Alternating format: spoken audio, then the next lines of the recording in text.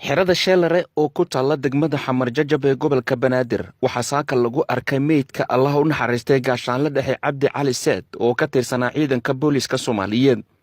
Allah u naxariistay gaashaanlaha geeriyooday ayaa sida eheladiisa ay warbaahinta u xaqiijiyeen waxay sheegeen in la dilay, hase yeeshee marxuumka ayaa horey u soo noqday taliyaha saldhigga booliska degmada Huruwa ee gobolka Banaadir. dadweyne aad u fara badan oo ka mid ahaa bulshada deegaanka ayaa goobta tagay, waxaana ay kala kulmeen dhacdada naxdinta lahayd ee ku saabsanayd meydka marxuumka oo geed ka soo laaday. hay-adda baarista dembiyada ee CID ayaa la sheegay in baaritaan ay ku samaysay meydka marxuumkaasi. goobta uu yeelay meydka marxuumka oo aan sida uga fogeyn gurigiisa waxaa tagay taliyaha ciidanka booliska Soomaaliyeed iyo saraakiil ka tirsan ciidamada militariga dalka. deeqa Axmed oo xaaska uu ka geeriyooday marxuum Cabdi Cali Saad ayaa warbaahinta uga sheekaysay marxuumkeeda geeriyooday. waxaan ahay marxuumka meeshaas yaalla maamadii islaantu uu qabay xaaskiisii baan ahay, carruurtiisii waa kuwaana, sargaal booliska buu ahaa oo gaashaan la dhaxa ah. meeshaan baanu deganay deegaan ku ahayn, waxaana la ku yorgeliyay shalay in la yiri dhulku waa la duminayaa maxaad uga bixi weysay. wuxuu yiri taliyaan u meelan aaday meelan aan garanayo ma jirto, haddaadan bixin wuxuu yiri waan ka duminayaa. dumi yiri talanshano shaqada kuma qabsanaaye waa la wacay xafiiska waxa laga wacay guud, xafiiskii buu tagay, waxa lagu yiri soo xukumin baa loo soo dirayaayo guddi baa loo saarinayaayo oo guriga ku laabo.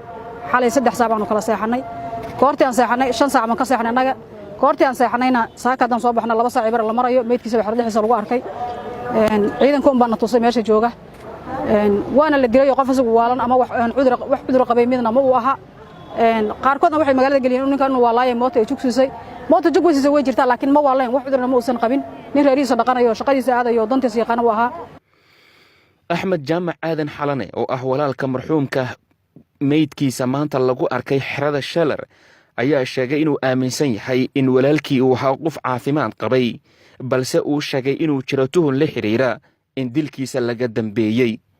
waxaan ka rabnaa dawladda Soomaaliya inay marxuumka dil ku rooyay cid ka dambeeyay dilkiisii ay cadaaladda hor keento. maxaa yeelay wadanka dawladda ka talida, anagu waxaan nahay shacabkii dawladda, cashuurana la ka qaadaa. asagu wuxuu ahaa sarkaal dawladda ka mid ah, waxa weeye haddeeroo saacadu ay marayso 7 saac oo duhurnimo ilaa haddii la ku roon yahay marka uu dhinto oo dilkiisa la leeyahay xala waa abaarihii siqdii dhexe.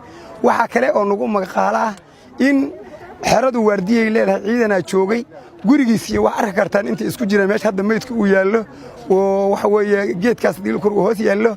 iridda waxa jooga hadii la ku nin waardiye ah oo fadhiya, ma jirto nin biliisa ka tirsan ama hadii la ku waardiye ka tirsan oo yiri hataa warnina meeshan ku dhintay, warnina meeshana waxa la sheegayaa wiil yar cunug yar oo saqiir inuu yiri meeshan hadii la ku roon yahay waxa yaalla nin meeyda oo geedka kala laada. Umar Maxamed Somane, Universal TV, Muqdisho.